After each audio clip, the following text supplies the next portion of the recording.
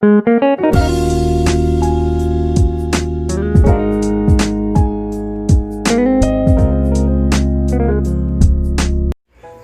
Friends, waste പേപ്പറിൽ നിന്ന് എങ്ങനെയാണ് ഹാൻഡ് മെയ്ഡ് പേപ്പർ ഉണ്ടാക്കാമെന്ന് നമുക്ക് നോക്കാം. ഇത് ഞാൻ വാങ്ങിയ ഫ്രൂട്ട്സിൻ്റെ ബോക്സിലുണ്ടായിരുന്ന കുറച്ച് വേസ്റ്റ് പേപ്പറാണ് കേട്ടോ. ഹാൻഡ് മെയ്ഡ് പേപ്പർ ഉണ്ടാക്കുന്ന വീഡിയോയിലൊക്കെ അവരൊരു ഫ്രെയിം യൂസ് ചെയ്യുന്നുണ്ട്. അപ്പോൾ ഫ്രെയിം നമ്മളുടെ കയ്യിലില്ല, എല്ലാവരുടെയും കയ്യിൽ ഉണ്ടാവണം എന്നില്ല ആ ഫ്രെയിം. അപ്പോൾ അത് നമ്മുടെ ഈ അരിപ്പേനോട് വളരെ സാമ്യമുള്ളൊരു സംഭവമാണ്. അപ്പോൾ അത് കണ്ടപ്പോൾ തന്നെ ഞാൻ ആലോചിച്ചിരുന്നു, ഈ അരിപ്പ വെച്ചിട്ട് ഇത് ചെയ്യാൻ പറ്റുമോ എന്നുള്ളത് കേട്ടോ. അപ്പോഴാണ് ഞാൻ ഈ അരിപ്പ വെച്ചിട്ട് ഇത് ചെയ്യുന്ന ഒരു വീഡിയോ കണ്ടത്. വിജേത എന്ന് പറഞ്ഞിട്ടൊരു യൂട്യൂബറിൻ്റെ ചാനലായിരുന്നു അത്. അപ്പോൾ അത് കണ്ടപ്പോൾ ഞാൻ ഓർത്തു നമുക്ക് ട്രൈ ചെയ്ത് നോക്കാം, അരിപ്പ വെച്ചിട്ട് നമുക്ക് വീട്ടിലൊന്ന് ട്രൈ ചെയ്ത് നോക്കാം. ഹാൻഡ് മെയ്ഡ് പേപ്പർ ഉണ്ടാക്കുന്നതിൻ്റെ ഫസ്റ്റ് പ്രോസസ്സ് പേപ്പർ ഇങ്ങനെ ചെറിയ കഷ്ണങ്ങളായിട്ട് കട്ട് ചെയ്തിട്ട് വെള്ളത്തിൽ കുറച്ച് നേരം ഒന്ന് സോക്ക് ചെയ്ത് വെക്കുക എന്നുള്ളതാണ്. അപ്പോൾ ഓൾറെഡി ഇങ്ങനെ കട്ട് ചെയ്ത പോലത്തെ പേപ്പർ ഇങ്ങനെ ഫ്രൂട്ട് ബോക്സിൽ കണ്ടപ്പോൾ ഞാൻ ഓർത്തു, ഓക്കെ ഇതാണ് പറ്റിയ സമയം, ഹാൻഡ് മെയ്ഡ് പേപ്പർ എന്തായാലും ട്രൈ ചെയ്ത് നോക്കാം, കട്ട് ചെയ്ത് നേരം കളയണ്ടല്ലോ. അപ്പോൾ അത് നീളത്തിലായിരുന്നു കട്ട് ചെയ്തിരുന്നത്. അപ്പോൾ അത് ഞാൻ കുറച്ച് ചെറിയ ചെറിയ കഷ്ണങ്ങളൊക്കെ ആക്കിയിട്ട് കുറച്ച് നേരം വെള്ളത്തിൽ സോക്ക് ചെയ്തു. അത് നല്ലോണം കുതിർന്നതിന് ശേഷം കുറച്ചെടുത്തിട്ട് ഒരു ബ്ലെൻഡറിൽ ഈ പേപ്പറും കുറച്ചധികം വെള്ളവും കൂടി ചേർത്തിട്ട് നമ്മൾ അടിച്ചെടുക്കണം. കണ്ടോ, അടിച്ചിട്ട് കിട്ടിയ പേപ്പർ പൾപ്പാണിത്. അങ്ങനെ നമ്മൾ എല്ലാ പീസും ബ്ലെൻഡ് ചെയ്തെടുക്കുകയാണ് കേട്ടോ. ബ്ലെൻഡ് ചെയ്തിട്ടുള്ള പേപ്പർ പൾപ്പ് ഞാനൊരു പാത്രത്തിലേക്ക് മാറ്റിയിരിക്കുകയാണ്. നമ്മുടെ അരിപ്പേനേക്കാളും വലിയ പാത്രം വേണം കേട്ടോ എടുക്കാൻ. അപ്പോൾ എൻ്റെ കയ്യിൽ ഈ പാത്രം മാത്രമേ ഉണ്ടായിരുന്നുള്ളൂ. ഇതൊരു കാസറോളാണ്. അപ്പോൾ ഞാൻ അതിലൊഴിച്ച് വെച്ചു. ഇനി നല്ല വെള്ളം ചേർക്കണം കേട്ടോ പൾപ്പിൽ. പൾപ്പ് നല്ലോണം ഡിസോൾവ് ആവണം. ഡിസോൾവ് ആയിട്ടൊരു വെള്ളം പോലത്തെ രീതിയിൽ തന്നെ നമുക്ക് കിട്ടണം. അപ്പോൾ നമ്മൾ ഈ അരിപ്പ ഉപയോഗിച്ചിട്ട് ഇതിൽ നിന്ന് ഈ പേപ്പർ പൾപ്പ് അരിച്ചെടുക്കാൻ പോവുകയാണ്. ഒത്തിരി ക്വാണ്ടിറ്റി അല്ല, കുറച്ച് നിങ്ങൾക്ക് കാണിച്ചു തരാം.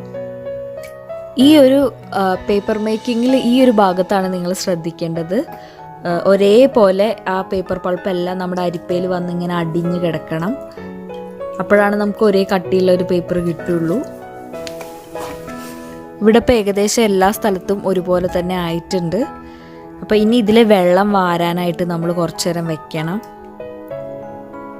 അടുത്തത് എന്താണെന്ന് വെച്ചാൽ ഈ അരിപ്പയിലേക്ക് നമ്മളൊരു കോട്ടൺ ക്ലോത്ത് വെച്ചിട്ട് ബാക്കിയുള്ള വെള്ളം കൂടി അബ്സോർബ് ചെയ്യിക്കാൻ പോവുകയാണ്. എന്നിട്ട് നമ്മൾ ഈ കോട്ടൺ ക്ലോത്തിലേക്ക് നമ്മുടെ ഈ പേപ്പർ ലെയറിനെ മാറ്റും. ഇപ്പോൾ ഇത് അരിപ്പയിലാണ് ഈ പേപ്പർ ലെയർ കിടക്കുന്നത്. ആ പേപ്പർ ലെയറിനെ നമ്മൾ ക്ലോത്തിലേക്ക് ട്രാൻസ്ഫർ ചെയ്യുകയാണ് ഈ സ്റ്റെപ്പിൽ ചെയ്യുന്നത്. അതെങ്ങനെയാണെന്ന് കാണിക്കാം. അപ്പോൾ ഈ അരിപ്പേൻ്റെ ഉള്ളിലേക്ക് ഞാൻ നല്ലോണം ഈ കോട്ടൺ ഷോൾ ഇറക്കി വെക്കുന്നുണ്ട്. നല്ല വെള്ളം അബ്സോർബ് ചെയ്യുന്ന ഏത് തുണിയായാലും നിങ്ങൾക്ക് യൂസ് ചെയ്യാം കേട്ടോ. ഇങ്ങനെ ഇത് ഇറക്കി വെച്ചതിന് ശേഷം ഞാനിത് ഫ്ലിപ്പ് ചെയ്യാൻ പോവാണ്. അപ്പോൾ ഇതിങ്ങനെ മറിച്ചിടുമ്പോൾ കണ്ടോ, പേപ്പറിൻ്റെ ലെയർ ആക്ച്വലി പോന്നിട്ടില്ല. അതിങ്ങനെ അരിപ്പയിൽ പറ്റി തന്നെയാണ് ഇരിക്കുന്നത്. അപ്പോൾ ഞാൻ ജസ്റ്റ് അതിങ്ങനെ ഒന്ന് തട്ടിക്കൊടുക്കുകയാണ്. അപ്പോൾ തട്ടിക്കൊടുത്തപ്പോൾ ആ ലെയർ അടർന്നിട്ട് നമ്മുടെ ഷോളിലേക്ക് കറക്റ്റായിട്ട് വന്ന് വീണിട്ടുണ്ട്. ഒന്നെങ്കിൽ വേറൊരു തുണി വെച്ചോ അല്ലെങ്കിൽ ഈ ഷോളിൻ്റെ തന്നെ വേറൊരു സൈഡ് വെച്ചിട്ടാണ് ഞാൻ ബാക്കി കുറച്ചും കൂടെ വെള്ളം ആ പേപ്പറിൽ നിന്ന് അബ്സോർബ് ചെയ്തെടുക്കാൻ നോക്കുന്നത്. ഇത് നല്ലോണം ശ്രദ്ധിച്ച് ചെയ്യണം കേട്ടോ. കാരണം താഴെയും മേലെയൊക്കെ ഒരേ ലെവലിലായിരിക്കണം, അല്ലെങ്കിൽ പേപ്പറിൻ്റെ ഒരു സ്ട്രക്ചറിന് ആ ഡിഫറൻസ് വരും. കാരണം ഇപ്പോൾ വെറ്റായിട്ട് ഇരിക്കുകയല്ലേ, അപ്പോൾ താഴെ ഇപ്പോൾ വല്ല ഭാഗത്തോ നമ്മുടെ ഈ ഷോളിൻ്റെ തുണിയൊക്കെ കൂടി ചേർന്ന് ഇരിക്കുന്നുണ്ടെങ്കിൽ അത്ര യൂണിഫോമായിട്ട് പേപ്പർ നമുക്ക് കിട്ടില്ല, കുറച്ച് ഡിഫറൻസ് വരും, ചിലപ്പോൾ കീറിപ്പോവാൻ സാധ്യതയുണ്ട്. അപ്പോൾ അതൊക്കെ നിങ്ങൾ നല്ലോണം ശ്രദ്ധിക്കണം. അപ്പോൾ അതൊക്കെ നോക്കിയിട്ട് വേണം ഇതിലെ വെള്ളമൊക്കെ കളയാനായിട്ട്. ഇപ്പോൾ കുറച്ചൊക്കെ വെള്ളം ഞാൻ മാക്സിമം അബ്സോർബ് ചെയ്ത് എടുത്തിട്ടുണ്ട്. ഇനി നമുക്ക് ചെയ്യാൻ പറ്റുന്ന ഒരു കാര്യം എന്താണെന്ന് വെച്ചാൽ, ഒന്നുകിൽ ഇത് എയർ ഡ്രൈ ചെയ്യാം. എയർ ഡ്രൈ ചെയ്തെടുക്കാൻ കുറച്ചധികം സമയം എടുക്കും. അങ്ങനെ എയർ ഡ്രൈ ചെയ്തെടുക്കുന്നതാണ് നല്ലത്. പക്ഷേ എനിക്കിവിടെ സമയമില്ലാത്തതുകൊണ്ടും പെട്ടെന്ന് ഇതിൻ്റെ റിസൾട്ട് അറിയണം എന്ന് ആഗ്രഹമുള്ളതുകൊണ്ടും ഞാൻ ഇതിൻ്റെ മേലെ ഒരു ക്ലോത്തിൻ്റെ ലെയർ ഇട്ടിട്ട് അയൺ ചെയ്തെടുക്കാൻ പോവുകയാണ്. കുറച്ചുകൂടി ഡ്രൈ ആയിട്ടുണ്ട്, പക്ഷെ ഫുൾ ഡ്രൈ ആയിട്ടില്ല. അപ്പോൾ ഞാൻ വേറൊരു ക്ലോത്ത് വെച്ചിട്ട് അതിൻ്റെ മേലെ വെച്ചിട്ട് അയൺ ചെയ്യാൻ പോവുകയാണ്, കുറച്ചുകൂടെ വെള്ളം അബ്സോർബ് ചെയ്യാൻ വേണ്ടിയിട്ട്. അപ്പോൾ ഇത് ഫുൾ ഡ്രൈ ആയി. എയർ ഡ്രൈ ചെയ്യുന്നതാണ് നല്ലത്. അപ്പോൾ കറക്റ്റ് ആ ഒരു ഹാൻഡ് മെയ്ഡ് പേപ്പറിൻ്റെ ഫുൾ ടെക്സ്ചറും നമുക്ക് കിട്ടും.